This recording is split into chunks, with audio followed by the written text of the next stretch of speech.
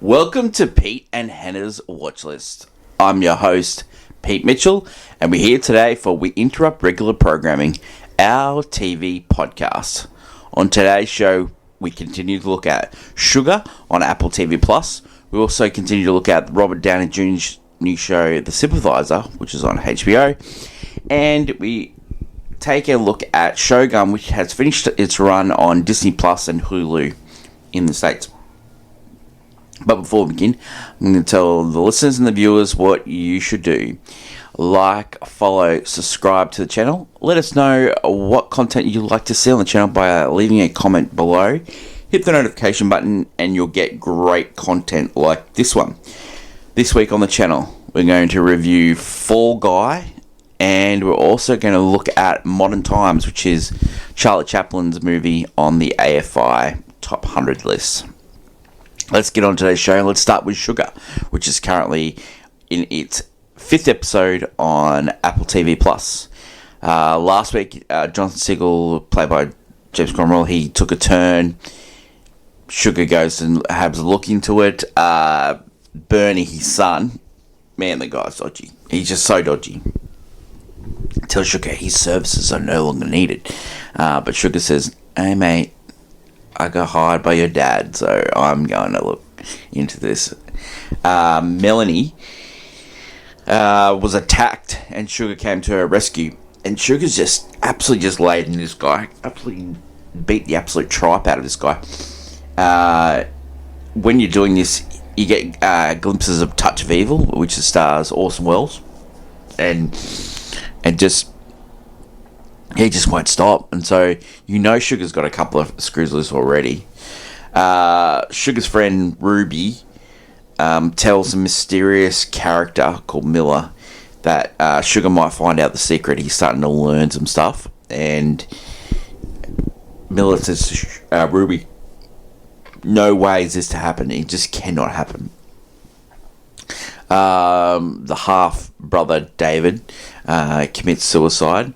In the whole episode leading up to that, you're seeing glimpses of like the interview that he does, like a mea culpa interview about, you know, all the negative things he's done, but it's all fake, and you know he's putting on a show.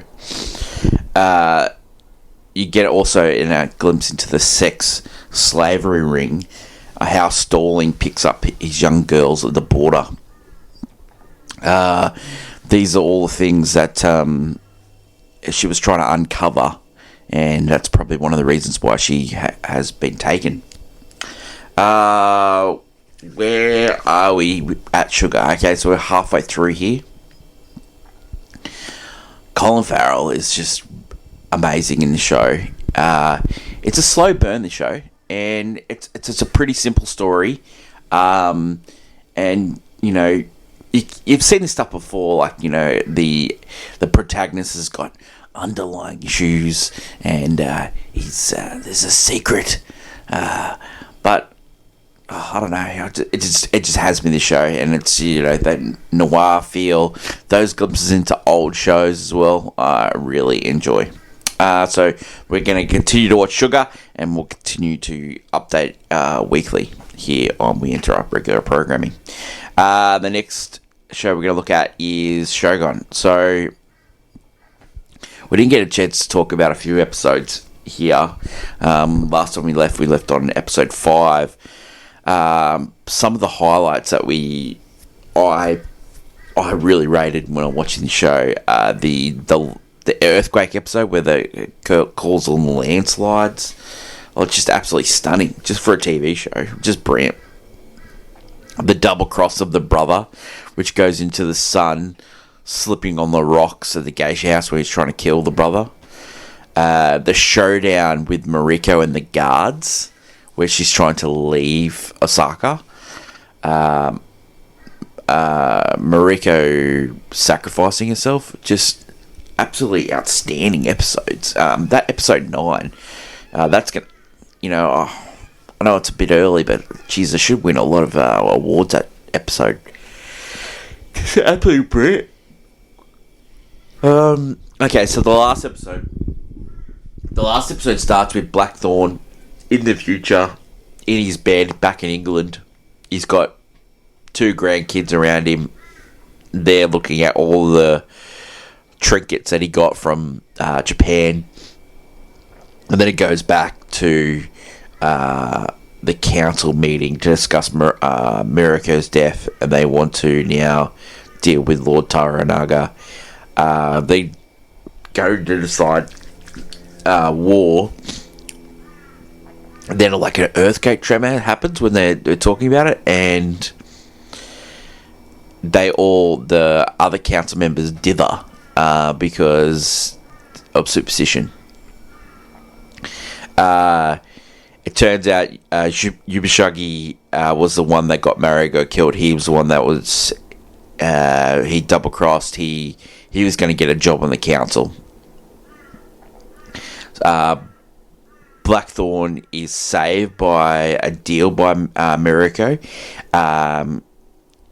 She met with the church before her death, and she was looking for absolution. And then she said, whatever happens to me, can you make sure that Blackthorn is saved for eternal my life?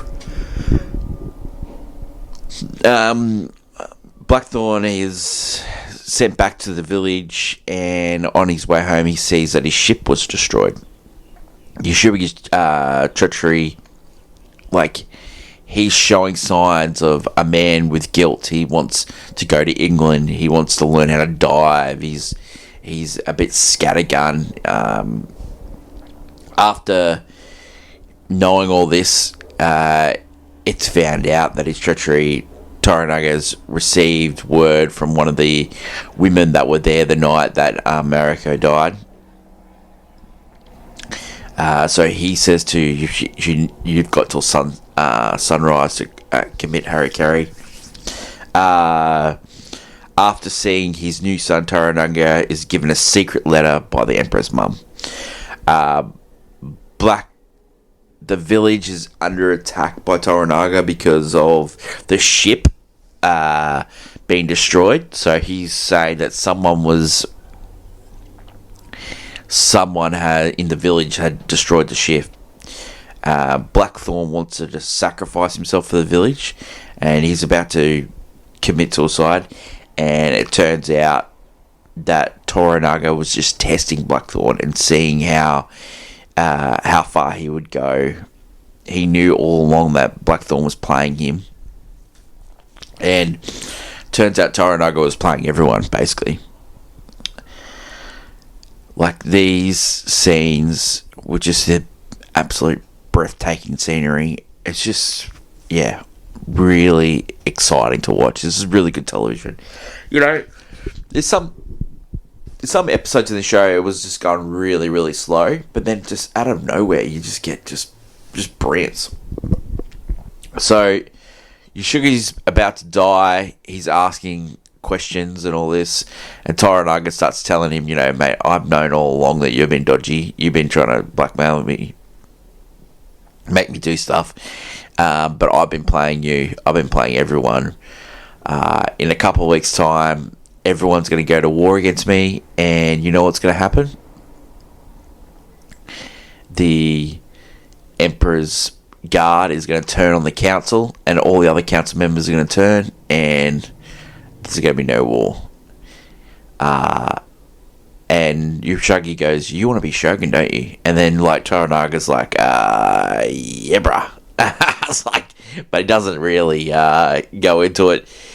Blackthorn works to bring his ship back with Mariko's husband, and that's where the show ends. They've asked if there's going to be a season 2. They pretty much said no, it's not going to happen. There's no text for it. They'd have to come up with it. But highly enjoyable show, and if you haven't watched Shogun, which is on Disney Plus now and Hulu in the North America, I can highly recommend it. I'd probably give the show, you know what, I'd probably give it a banger. It is probably one of the best TV shows I watched this year, along with Mr. and Mrs. Smith, right up there. The last show we're going to watch today is Sympathiser. Okay, Park Chan-wook directs again. Rob Downey Jr. stars. Where do we leave off? So the captain has to kill the major for the general. The brother, Bond, is going to help him. Turns out his brother, Bond, was in a secret program called the F6, which is sort of like SEALs for Vietnam. The captain wants Sophia to come to the major's mum's birthday. After that conversation, Claude comes out of nowhere. He's got a dog. He's pretending to be homosexual, and Claude tells him you need to find more information on the major to keep the general happy. You gotta give him a little sugar. The captain still hasn't heard from his bosses back in Vietnam. Should he kill the major or not? Turns out the major's selling black market candy back to North Vietnam. American candy that's been out of date, and he has these stickers that says American sort of made sort of thing. We go to the major's mum's birthday, and the congressman played by Robert Downey Jr. is there. He gives a speech. It's not well received by the Vietnamese people, and I think Robert Downey Jr. is on a John Wayne accent or something like that. Just Downey just cooking as usual. So it comes to the general says you have to kill the major.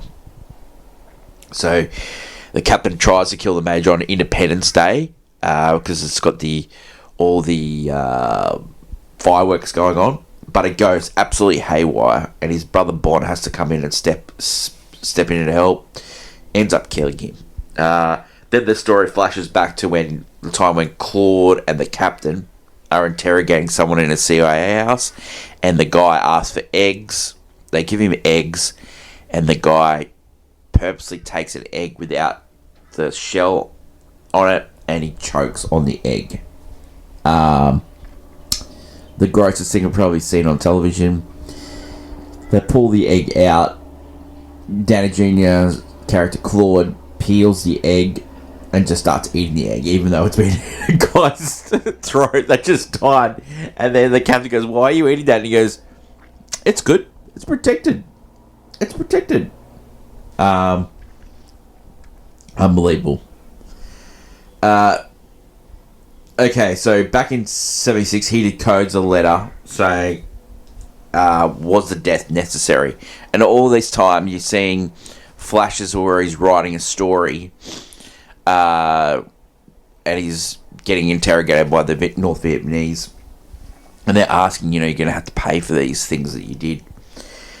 The major suspected the captain, and he told Claude that he thought the captain was a spy. So the captain knew this, and he planted the coding messages on that, and Claude has found that. Finally, the captain goes to a restaurant with Claude, and he meets all the other Robert Downey Jr. characters in the Sympathiser. You get the college professor, you get the congressman, and you get this new character. He's in movies, and he's highly racist. He says some really derogatory terms about the captain being half-breed, and it gives him a script to read, and basically they have to work together on this script. It's called Hamlet, and that's where the episode ends. And all the characters of Robert Downey Jr. are interacting with the captain around this table, and it's just Junior just cooking. Like he gets into this next scene where he's like playing piano, and all these girls around, and all these characters are interacting with these girls, and the captain is reading the script, and then he gets a vision of the major right next to him, and so that says to him that he's troubled by the death of the major, and that was the end.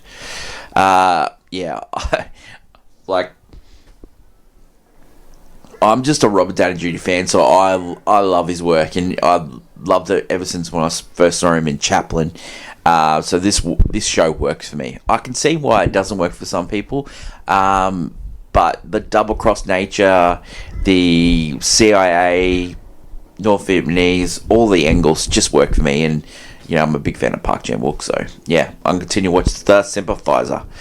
That is it for today's show. Thanks everyone for watching, listening, hearing me ramble about TV for however long we've gone for, 15 minutes. Great times. I'll see you guys tomorrow for What's Next, the show where we help you figure out what to watch next. The great Hannah Mitchell will be back, and we'll be talking about The Fall Guy. So that should be fantastic. Don't forget to like, follow, and subscribe. Leave a comment down below or what you are watching and what you want us to see on the channel. Thanks everyone. Until tomorrow, long live cinema and long live great TV. It's bye for now.